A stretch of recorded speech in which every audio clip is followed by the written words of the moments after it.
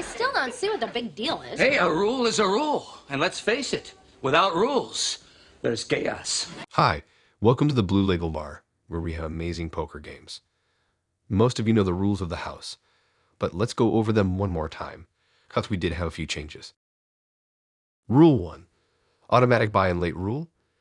If you agree to play, then you also agree to the automatic buy-in in case you are late. Your $40 in chips or credit will be on the table with no cards. You will participate in all blinds and pay your credit chips upon arrival. Rule 2. The first 2 hours are $1 and $2 blinds. After 2 hours, the blinds will double each round. Rule 3. Once out, any player can rebuy in at $40 with unlimited rebuys, but he or she must rebuy in once out or forfeit rebuying in. Rule 4. No player can buy addition or exchange chips during the game. Rule 5. The last 4 players in the game, once that 4th player is out. That 4th player can rebuy in, but if he or she decides not to rebuy in, then the game is locked for the top 3 players. No rebuys for the top 3 players. Rule 6. The last 4 players. If the 2nd, 3rd, and 4th or 3rd and 4th player are out at the same time, those players will be able to rebuy back in. Rule 7. Winning payouts will split 70 by 20 by 10. Rule 8. Once you have decided to quit the game, you'll be required to ring the bell to let the other players know that you have officially quit the game. Rule 9. Drinking, smoking, and swearing is permitted. Rule 10. The buy-in is $40 for 70 poker chips. Each unlimited rebuy will also be at $40 for 70 poker chips. Rule 11. The final 2 players of the game will play at $100 and $200 blinds. Then $200 and $300 each round, and so on. Rule 12. I'm professional poker player Nicky Numbers, and I'm going to talk to you today about poker etiquette. The last piece of poker etiquette I want to talk to you about is a very important one. And it has to do with when you're not in the pot at all. So all this action goes on, we see a flop, somebody bets, I don't want to continue with the hand, so I muck my cards. The action goes on, and then the turn card appears. And I go, oh, unbelievable.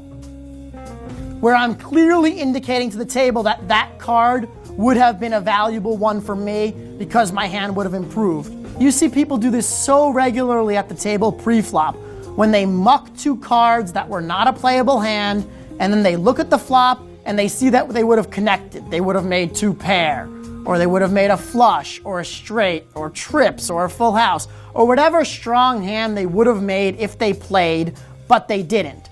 They're reacting behaviorally at the table. That gives other players information about the hand. Often, it can be very key information.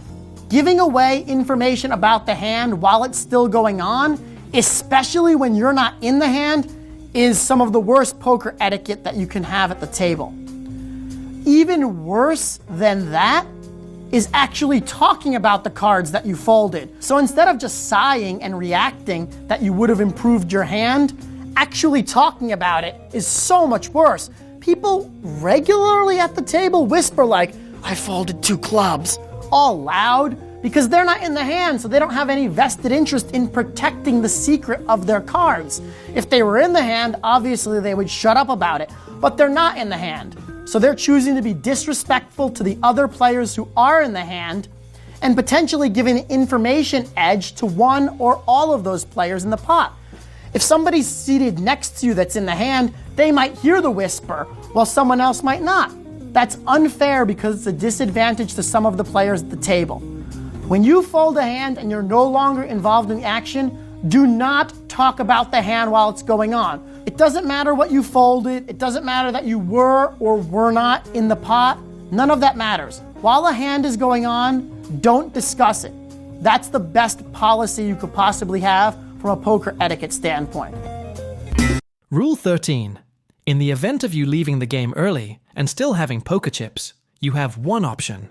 Option 1. Choose an original player that is out of the game, who can take your place. Remaining poker chips will be forfeited to the poker bank if no player is available. So let it be written. So let it be done.